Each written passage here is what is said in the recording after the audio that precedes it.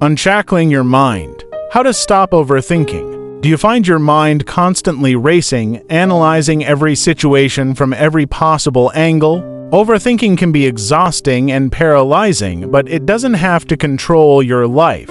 Let's explore some strategies to quiet the noise and reclaim your peace of mind. The mindful meditator. If you're tired of your thoughts running wild, why not try mindfulness meditation? It's all about living in the present moment, letting go of worries about the past or future. Start with just a few minutes a day, focusing on your breath or sensations in your body. Trust me, with practice, you'll train your brain to let go of overthinking and find calm amidst the chaos. The action taker. Overthinking often stems from indecision and fear of making mistakes. The best antidote. Take action. Set clear goals, make decisions promptly, and learn to embrace failure as part of the journey. Remember, it's better to take imperfect action than to endlessly ponder the what-ifs. The rational strategist. Overthinking can be a sign of perfectionism and irrational beliefs. Challenge those negative thought patterns by examining the evidence and considering alternative explanations.